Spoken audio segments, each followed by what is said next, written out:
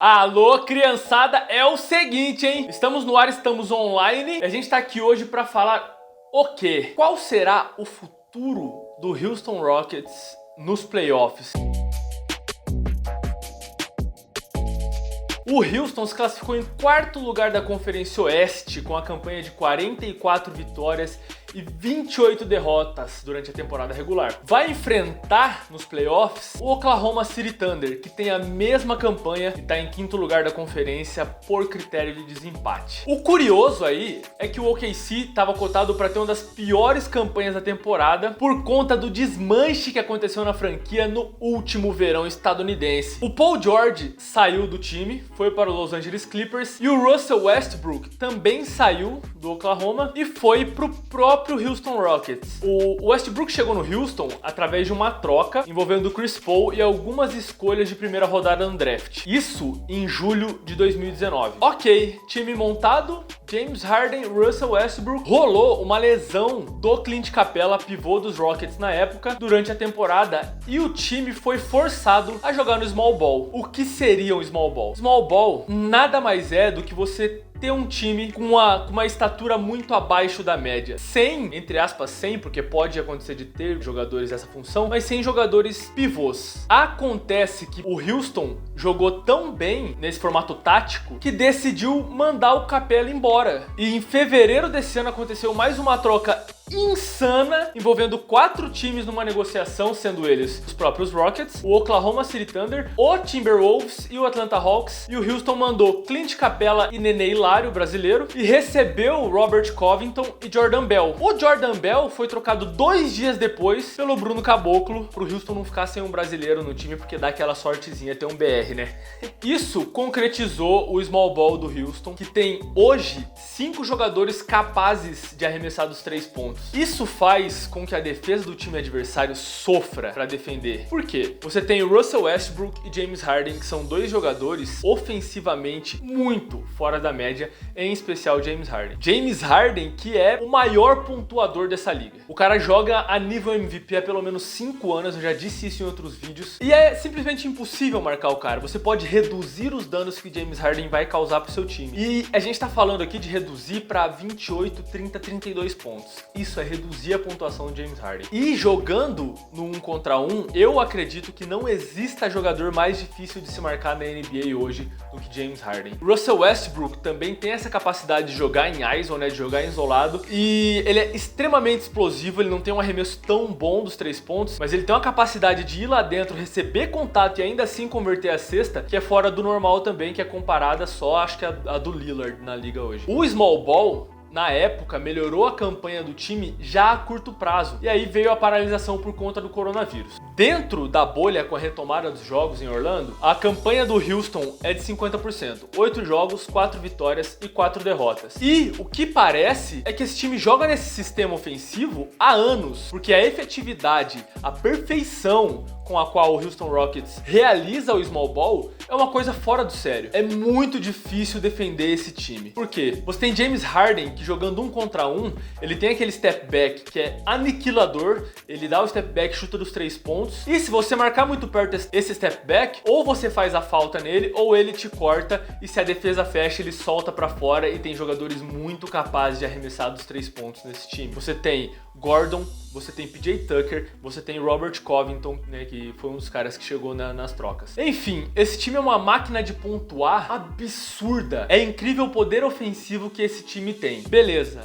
mas e a defesa? Como funciona a defesa no small ball? O small ball do Houston, ele não foi concretizado sem pensar. PJ Tucker e Robert Covington são jogadores fundamentais dentro dessa rotação, dentro dessa organização defensiva. Eles têm capacidade para marcar jogadores que são inclusive maiores que eles. Eles conseguem fazer um box out, conseguem fazer o bloqueio durante um rebote contra jogadores que são bastante mais altos que eles e tirar esses caras de dentro do garrafão para fazer que essa bola seja do Houston na defesa. E são jogadores também capazes de arremessar dos 3 pontos, então eles conseguem jogar nas duas extremidades da quadra, trazendo muita qualidade para o time do Houston Rockets. Ok, assistindo os jogos da bolha, porém, deu para notar algumas falhas defensivas em bloqueios de rebote, por exemplo. Quando o PJ Tucker ou o Robert Covington não estão em quadra, ou quando o Houston joga contra um time time que tem um jogador das posições 1, 2 e 3 muito ofensivo, que jogue muito no 1 contra 1, um dos dois, PJ ou Covington, tem que marcar esse jogador fora. E isso faz com que alguém que não é tão bom defensor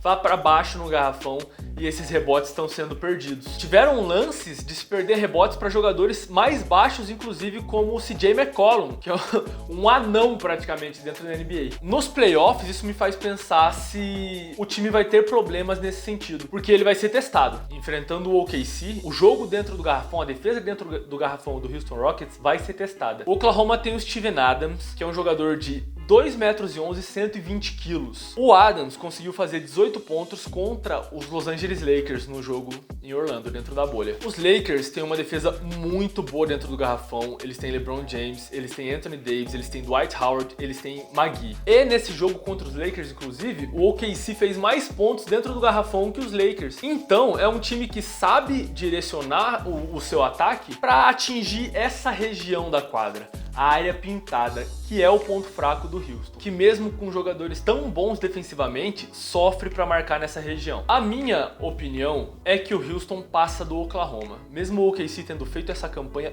ótima, todo mundo achou que o OKC ia ser um dos últimos colocados da conferência, que ia entrar no rebuild, né, que ia remontar o seu time para as próximas temporadas, aproveitando o Chris Paul só para direcionar a galera mais jovem para que esse time fosse construído. Mas não, o OKC conseguiu realmente estar na 5ª colocação, à frente de times que estavam cotados para ter campanhas melhores. Mas ok, eu acho que o Houston passa pelo OKC, que não vai ser uma série fácil pro Houston, mas ele passa. E passando pelo Oklahoma City Thunder, pega o vencedor entre Los Angeles Lakers e o time que se classificar no play-in, que na minha opinião é o Portland Trail Blazers. Suponhamos, na melhor das hipóteses, para o Houston, eles pegam o Portland. Eu não acho que isso vai acontecer, eu acho que os Lakers vão ganhar, né, vão passar para a próxima fase. É muito difícil que o Los Angeles Lakers caia na primeira fase de um playoff.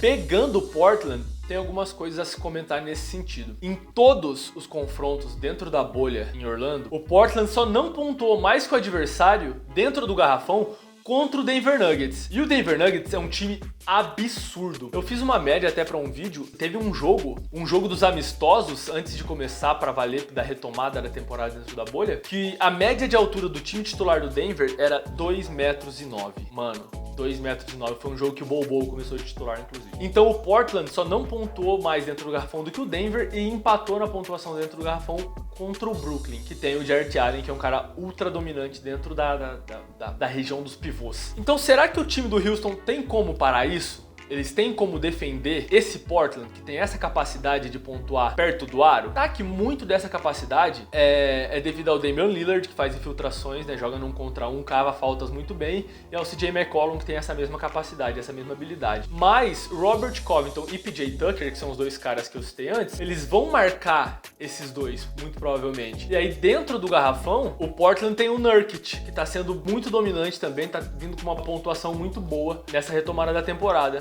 Como o Houston vai se organizar para defender esse time? Se não for este Portland, vai pegar os Los Angeles Lakers, um dos favoritíssimos ao título nessa temporada. E se pegar os Lakers, tem que segurar LeBron James e segurar Anthony Davis antes de mais nada. Além de gastar essa energia toda para segurar a pontuação do LeBron, segurar a pontuação do Anthony Davis, tem que parar dentro do garrafão Dwight Howard e Javal McGee, que são dois jogadores que na saída do pick and roll têm uma capacidade muito alta de pontuar. E por mais que eles não pontuem muito contra times que são mais altos, contra o time do Denver, por exemplo, eu acho que eles não têm tanta capacidade de pontuar, a atenção que eles chamam dentro do garrafão para rebotes ofensivos e gerar, assim, segundas chances de pontuar para o time dos Lakers é muito alta. Então eu não enxergo como é que esse time consegue passar da segunda fase dos playoffs. Por mais que eu compreenda que o poder ofensivo do Houston é muito forte e não vai ser parado por qualquer time, defensivamente eu acho que esse time não tem como ter uma boa campanha num playoff. Na melhor das hipóteses, então, o time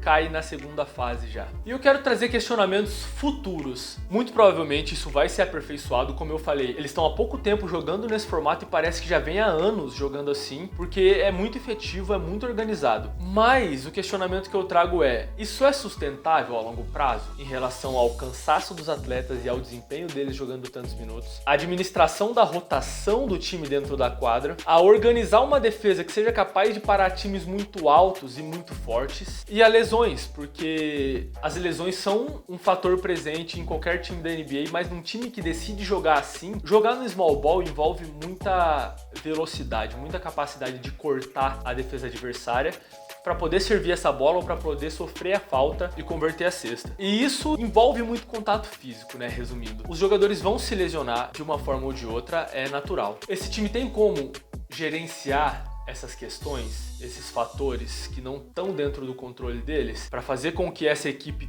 tenha capacidade de chegar a almejar um título? Dá para vencer um campeonato com uma defesa deficiente dentro do garrafão? Eu não consigo me lembrar de um time que venceu um campeonato com uma defesa que tivesse um defeito muito acentuado. Se isso acontecer, vai ser uma coisa histórica dentro da NBA, um time com small ball que consegue vencer um campeonato e consegue atacar a ponto de suprir essa deficiência defensiva. Eu torço para que aconteça, eu gosto muito do time do Houston Rockets. Eu gosto muito do James Harden e do Russell Westbrook, apesar deles serem carne de pescoço, jogadores intragáveis dentro de quadra. Eu quero realmente que eles conquistem um título juntos, porque a história deles dentro da liga é muito boa.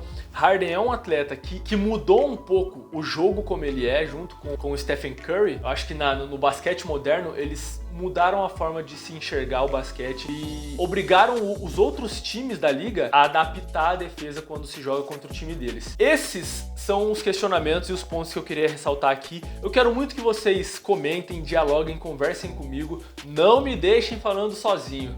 Eu tô muito ansioso por esses playoffs começarem. E deixe seu palpite aqui. Quem você acha que leva o título esse ano? De quem? Vai ser do Los Angeles Lakers? Vai ser do Milwaukee Bucks? De nenhum dos dois? De quem vai ser? Se inscreve no nosso canal aqui, gente. Toda segunda-feira, meio-dia, tem vídeo novo. Ativa as notificações, né? Clica no sininho aí pra você receber os vídeos em primeira mão. E segue a gente nas redes sociais. Vão estar todas na descrição do vídeo aqui. Espero que vocês tenham gostado dessa conversa, desse bate-papo, dessa discussão sobre basquetebol. Eu gosto muito de fazer isso pra vocês. Então, eu acho que eu fico por aqui. Por hoje é só. Paz e crossover, galera. Eu fui!